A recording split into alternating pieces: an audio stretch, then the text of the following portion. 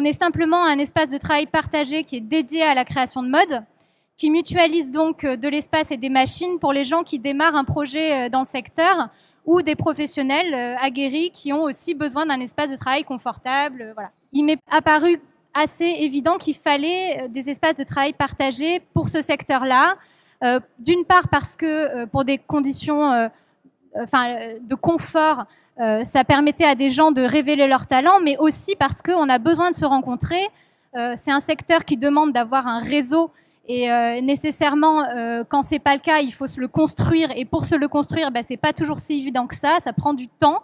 Et donc voilà, c'est pour ces raisons-là qu'on a créé ce lieu qui, encore une fois, ne revendique aucun label, mais permet effectivement de mutualiser de l'espace et du matériel. La traçabilité, elle est totale, puisque la personne qui vient essayer sa robe de mariée va voir la retouche se faire sous ses yeux dans le même endroit.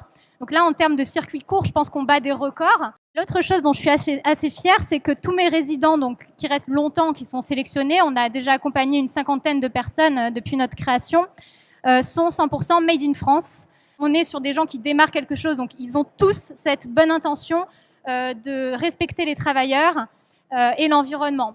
Après, dans la pratique, quand ils ont besoin de sortir des séries qui n'ont pas le temps de tout faire, ils vont chercher effectivement à trouver un atelier de fabrication. Et c'est là où le parcours du combattant commence, parce que même quelqu'un que j'ai accompagné, sa marque s'appelle Gorfou, c'est du surfwear éthique. C'est quelqu'un qui connaît très bien le Vietnam parce que sa copine est vietnamienne, qui est absolument un écolo convaincu et pratiquant. Et en fait, quand il a commencé à sourcer ses matières, à sourcer pour la production, eh bien, il a eu affaire des fois à des façonniers qui ne sont pas complètement transparents, qui cachent la vérité.